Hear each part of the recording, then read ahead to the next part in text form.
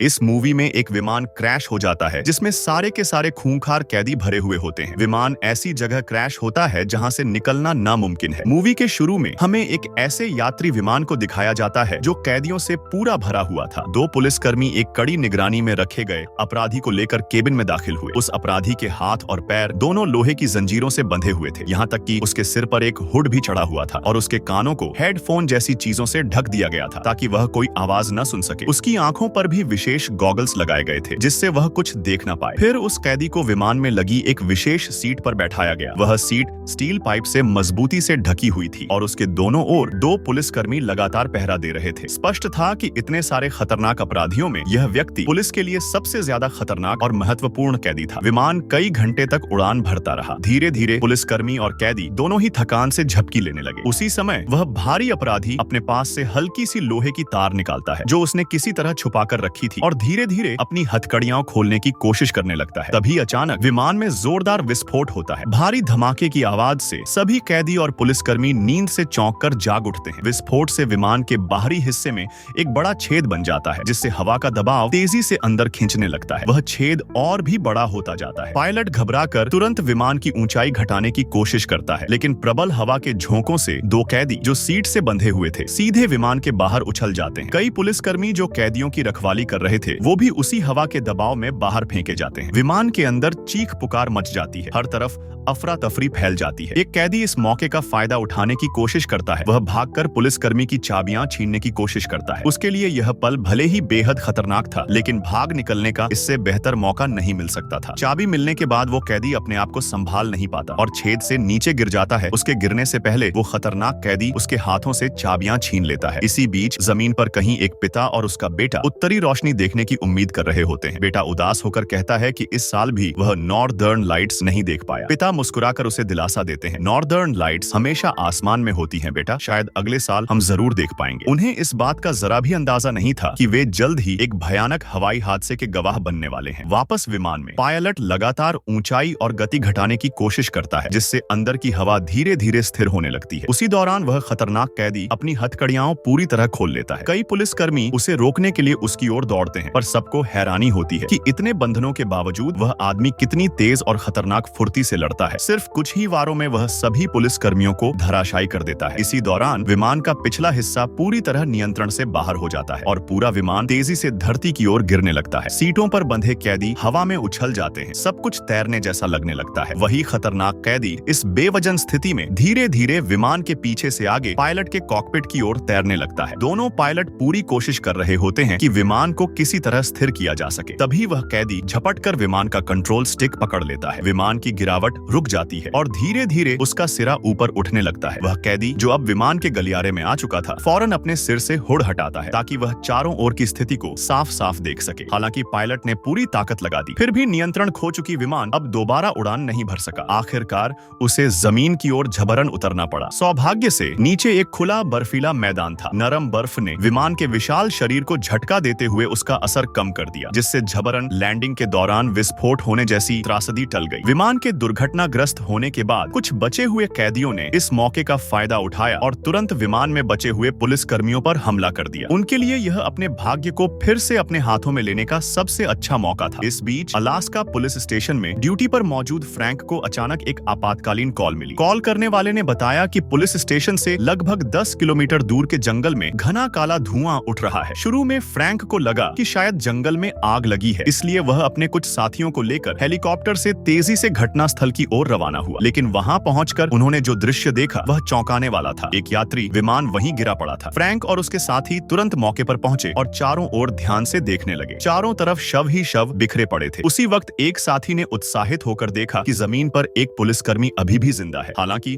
उसके हाथ हथकड़ी से एक लकड़ी के खंभे से बंधे हुए थे। साथी उसे बचाने के लिए आगे बढ़ा ही था कि खून से लथपथ पुलिसकर्मी ने कमजोर आवाज में चेतावनी दी, घात लगाई गई है। इतना कहते ही चारों ओर से कुछ कैदी प्रकट हो गए। स्थिति देखकर दो पुलिसकर्मियों ने तुरंत घायल साथी को उठाया और हेलीकॉप्टर की ओर भागने लगे, लेकिन कुछ ही दूरी पर उनकी राह कैदियों ने रोक ली। दोनों ओर से बर्फीली जमीन पर भिड़ंत शुरू हो गई। क्योंकि अपराधियों की संख्या ज्यादा थी, इसलिए थोड़ी ही देर में एक पुलिसकर्मी को चाकू से घायल कर दिया गया और वह बर्फ पर गिर पड़ा। फिर अपराधियों ने दूसरे पुलिसकर्मी पर हमला किया और उसे बंधक बना लिया ताकि फ्रैंक को मजबूर किया जा सके कि वह अपना हथियार डाल दे। दोनों पक्षों के बीच तनावपूर्ण स्थिति बनी रही। तभी जमीन पर पड़ा एक और कैदी गिरी हुई बंदूक उठाने की कोशिश करने लगा, लेकिन फ्रैंक ने तुरंत प्रतिक्रिया दी और गोली चलाकर उसे वहीं मार गिराया। आसपास के हमलावर कैदियों को खत्म करने के बाद फ्रैंक ने अपने घायल साथी को लेकर हेलीकॉप्टर की ओर बढ़ना शुरू किया, लेकिन बाकी के कैदी फिर से उनकी ओर दौड़ पड़े। उन्हें पता था कि यह उनकी आजादी का आखिरी मौका है, इसलिए वे बंदूक की परवाह किए बिना लकड़ी के डंडों से पुलिस पर हमला करने लगे। फ्रैंक लगातार गोली चलाता रहा, पर जैसे ही उसने मैगजीन बदलने की कोशिश की, एक कैदी ने झपट कर उसे जमीन पर गिरा दिया। फ्रैंक गंभीर संकट में फंस गया। उसी वक्त एक गोली की आवाज गूंजी। फ्रैंक पर हमला करने वाला कैदी मौके पर ही मारा गया। फ्रैंक ने पीछे मुड़कर देखा। वह एक जेल प्रहरी था जिसकी दोनों आंखें घायल थीं, पर उसने समय रहते गोली चलाकर उसकी जान बचा ली। हालांकि वह प्रहरी खुद भी कमजोर था और जल्दी ही कैदियों के घेरे में फिर फंस गया। स्थिति बेहद खतरनाक थी। फ्रैंक ने तुरंत उठकर जवाबी कार्रवाई की और घायल प्रहरी को छुड़ाने में कामयाब हुआ। इस समय फ्रैंक को एहसास हुआ कि उसकी बंदूक में अब बहुत कम गोलियां बची हैं। उसने आदेश दिया कि सभी लोग तुरंत हेलीकॉप्टर की ओर पीछे हटें। सभी घबराकर वापस भागे। फ्रैंक ने तुरंत उड़ान का आदेश दिया, लेकिन तब तक कैदी वहां पहुंच चुके थे। उन्होंने हेलीकॉप्टर का दरवाजा तक खोल लिया और उसे कब्जे में लेने की कोशिश की। सौभाग्य से पुलिसकर्मियों ने जान की बाजी लगाकर जवाबी हमला किया और किसी तरह कैदियों के घेरे से बाहर निकल आए। जब हेलीकॉप्टर पुलिस स्टेशन वापस पहुंचा तो फ्रैंक को उस घायल प्रहरी से एक महत्वपूर्ण जानकारी मिली। उसका नाम था आर्थर। आर्थर ने फ्रैंक को विमान की स्टोरी बताई। यह विमान विशेष रूप से भारी अपराधियों को ले जाने के लिए बनाया गया था। कैदियों को ले जाने के दौरान विमान को अचानक एक नया आदेश मिला। एक बहुत ही विशेष अपराधी को भी साथ ले जाना था। जब फ्रैंक ने इस अपराधी की पहचान और शक्ल के बारे में पूछा तो आर्थर ने लाचार होकर बताया कि उसकी पहचान अत्यंत गोपनीय है, इसलिए उसे कई परतों में बांधा गया है और उसके सिर पर हुड चढ़ा हुआ था, इसलिए किसी ने भी उसका असली चेहरा नहीं देखा। आर्थर केवल नाम से जानता था कि उसका नाम हैवरलॉक है और वही वह व्यक्ति था जिसने विमान के सिस्टम से छेड़छाड़ की, जिसके कारण उड़ान के दौरान विस्फोट हुआ। उस विमान पर मौजूद यह अपराधी वास्तव में CIA का एक पूर्व टॉप एजेंट था, जो बाद में देशद्रोह और गोपनीय सूचनाएं लीक करने के आरोप में पकड़ा गया था। 3 महीने पहले उसे रूस की सीमा पर गिरफ्तार किया गया था। मूल योजना के अनुसार उसे पहले अलास्का के अस्थायी बेस पर ले जाया जाना था और फिर वहां से गुप्त रूप से अमेरिका वापस भेजा जाना था। सुरक्षा और गोपनीयता बनाए रखने के लिए CIA ने उसकी पहचान छुपाने के लिए उसे साधारण कैदी के रूप में पेश किया। यहाँ तक कि विमान के पायलट और सुरक्षा पुलिस को भी उसकी असली पहचान के बारे में कुछ नहीं बताया गया था। CIA प्रमुख ने एजेंट सिडनी को विशेष निर्देश दिए थे कि अलास्का पहुंचने पर स्थानीय पुलिस को बहुत कम जानकारी दी जाए। अलास्का पुलिस का प्रमुख फ्रैंक 6 साल पहले शिकागो के भगोड़ा विभाग में काम करता था, पर ऊपरी अधिकारियों से मतभेद होने के कारण उसे इस दूरस्थ बर्फीले इलाके में स्थानांतरित कर दिया गया था। थोड़ी देर बाद एलोडी एक छोटे विमान से अलास्का के विमान दुर्घटना स्थल पर पहुंची। जांच के बाद उसने पाया कि उस विमान में कुल 52 कैदी थे, जिनमें से 23 मारे जा चुके थे, 11 को गिरफ्तार किया गया और 18 कैदी लापता या फरार थे। जब एलोडी को पता चला कि एक जेल प्रहरी जिंदा बचा है तो उसने उससे मिलने की इच्छा जताई, लेकिन फ्रैंक ने बताया कि उसकी हालत गंभीर है और वह अस्पताल में है, इसलिए मिलने से मना कर दिया। इस पर एलोडी ने हैवरलॉक के बारे में जानकारी साझा की। उसने बताया कि CIA के भीतर एक बहुत ही खतरनाक इनसाइडर है जो लगातार विदेशों को गुप्त जानकारी भेज रहा है। उसकी कृत्रिम बुद्धिमत्ता और तकनीकी विशेषज्ञता इतनी उन्नत थी कि उसने कई सरकारी संस्थानों की प्रणालियां नष्ट कर दी। असल में हैवरलॉक CIA द्वारा बनाए गए एक गुप्त प्रोजेक्ट का हिस्सा था, जहां अल्फा स्तरीय एजेंट तैयार किए जाते थे, जिन्हें तकनीकी, भाषाई और मानसिक रूप से हथियार की तरह प्रशिक्षित किया गया था। पिछले 2 सालों में हैवरलॉक ने CIA की सूचनाओं का उपयोग अपने उद्देश्यों के लिए करना शुरू कर दिया, यूरोप में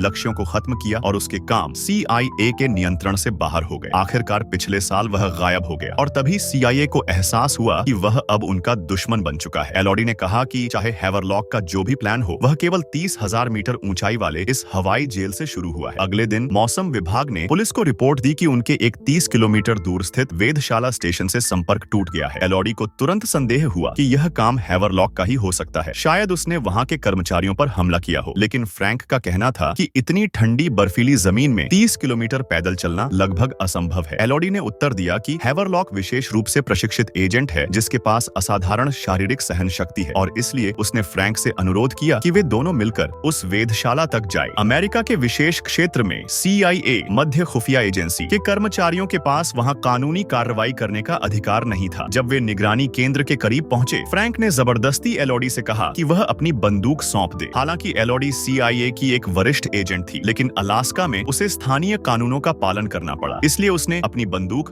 फ्रैंक को दे दी। इसके बाद फ्रैंक पुलिस टीम के साथ निगरानी केंद्र पहुंचा। खोजबीन के दौरान उन्हें खून से सने कपड़े मिले और थोड़ी ही देर बाद उन्होंने एक मौसम विभाग के कर्मचारी को पाया जो कोने में बंधा हुआ था। उसी समय हैवरलॉक अचानक पीछे से 2 पुलिस कर्मियों पर गोलियां चलाने लगा और तेजी से उनकी शॉटगन भी छीन ली। बाहर मौजूद फ्रैंक ने गोली चलने की आवाज सुनी और बाकी पुलिस वालों को लेकर अंदर की ओर दौड़ा, लेकिन जैसे ही वे दरवाजे तक पहुंचे उन्हें शॉटगन की भारी फायरिंग ने रोक दिया। सौभाग्य से फ्रैंक समय रहते पलटकर भाग गया, वरना उसकी जान जा सकती थी। इधर एलोडी ने भी गोली की आवाज सुनी, पर क्योंकि उसके पास कोई हथियार नहीं था, उसने पास रखी कुल्हाड़ी उठा ली और लड़ाई में कूद पड़ी। लेकिन जब पुलिस अंदर पहुंची तो पाया कि कमरा खाली था, वहां अब कोई नहीं था। अचानक बाहर कुत्ते के भौंकने की आवाज आई। सब बाहर दौड़े तो देखा कि हैवरलॉक निगरानी केंद्र के कर्मचारी को बंधक बनाए हुए था। पुलिस ने उसे समझाने की कोशिश की कि अगर वह बंदूक डाल दे तो नरमी बरती जाएगी, लेकिन एलोडी ने जोर से आदेश दिया, गोली चलाओ। पुलिस वालों ने उसके आदेश को अनसुना कर दिया। तभी एलोडी ने देखा कि पास में एक जंजीर से बंधा हुआ कुत्ता पागलों की तरह भौंक रहा था। उसने तुरंत कुल्हाड़ी से जंजीर काट दी। कुत्ता अपने मालिक की जान बचाने के लिए बिना सोचे समझे हैवरलॉक पर झपटा, उसे जमीन पर गिरा दिया और उसकी गर्दन फाड़ डाली। जब एलोडी पास पहुंची तो देखा कि हैवरलॉक की श्वास नली कट चुकी थी